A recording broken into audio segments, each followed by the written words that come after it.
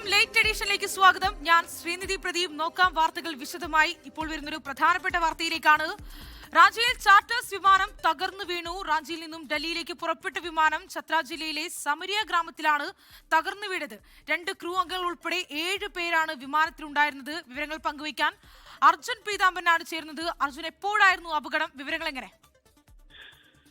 ശ്രീനിധി, ഇന്ന് രാത്രി 7:30 35 ഈ അപകടം ഉണ്ടായത് എന്നുള്ള വിവരമാണ് ഇപ്പോൾ എന്തായാലും ലഭിക്കുന്നത്.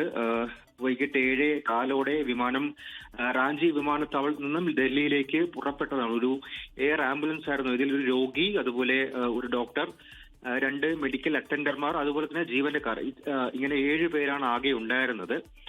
വിമാനം റാഞ്ചി വിമാനത്താവളത്തിൽ നിന്നും പുറപ്പെട്ട് മിനിറ്റുകൾക്കകം തന്നെ കോണ്ടാക്ട് നഷ്ടപ്പെട്ടു. അതായത് റാഞ്ചി വിമാനത്താവളവുമായിട്ടുള്ള റഡാർ കോണ്ടാക്ട് നഷ്ടപ്പെട്ടു. മാത്രമല്ല, ഈ വിമാനത്തിന്റെ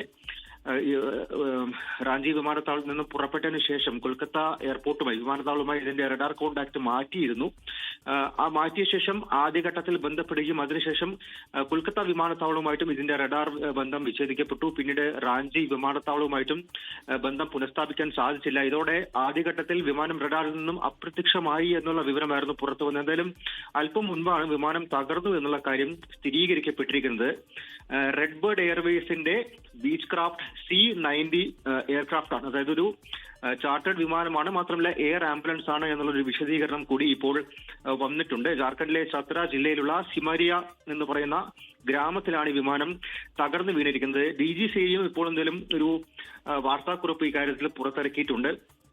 പ്രാഥമിക നിഗമനം അനുസരിച്ച് മോശം കാലാവസ്ഥയെ തുടർന്നാണ് ഇത്തരത്തിൽ വിമാനം തകർന്നത് എന്നുള്ളൊരു കാര്യം തന്നെയാണ് നിലവിൽ അറിയാൻ സാധിക്കുന്നത്. അതായത് ഈ കൊൽക്കത്ത വിമാനത്താവളവുമായി ഇതിന്റെ റഡാർ ബന്ധം സ്ഥാപിച്ചെടുത്തിരുന്നു. പിന്നീട് മോശം കാലാവസ്ഥ കാരണം ഈ റൂട്ടിൽ, അതായത് റാഞ്ചിയിൽ നിന്നും ഡൽഹിയിലേക്ക് പോകുന്ന റൂട്ടിൽ ചെറിയൊരു മാറ്റം വേണമെന്നുള്ള കാര്യം ഈ വിമാനം പൈലറ്റുമാർ അഭ്യർത്ഥിച്ചു. അതിന് പിന്നാലെ റഡാർ ബന്ധം വിച്ഛേദിക്കപ്പെട്ടു എന്നുള്ള കാര്യം തന്നെയാണ് ഇപ്പോൾ DGCA നൽകിയിട്ടുള്ള ഒരു വാർത്താക്കുറിപ്പിലും വ്യക്തമാക്കിയിരിക്കുന്നത്. എന്തായാലും ഈ 7 പേരെ സംബന്ധിച്ചിപ്പോൾ ഒരു സ്ഥിരീകരണം ലഭ്യമായിട്ടില്ല.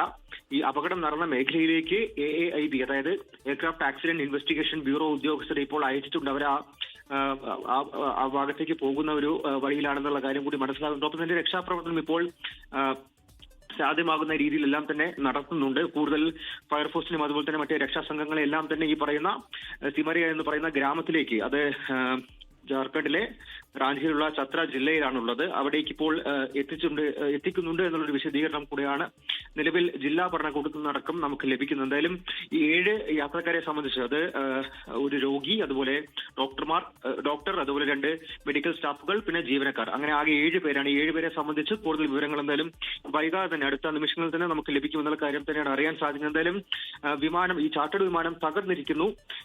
7:11 ഈ റാഞ്ചി വിമാനത്താവളത്തിൽ നിന്ന് പുറപ്പെട്ട് 7:45 വിമാനം എന്തായാലും തകർന്ന് വീണിരിക്കുന്നത് എന്നാണ് നിലവിൽ പ്രാഥമികമായി നമുക്ക് ലഭിക്കുന്ന വിവരം. ലോകത്തെവിടെയായാലും ഏത് സമയത്തും 24 വാർത്തകളും ഓഗ്മെന്റഡ് റിയാലിറ്റി പാക്കേജുകളും എക്സ്പ്ലെയിനറുകളും വിശദമായി കാണാൻ ഞങ്ങളുടെ YouTube ചാനൽ നിങ്ങൾക്ക് സബ്സ്ക്രൈബ് ചെയ്യാം.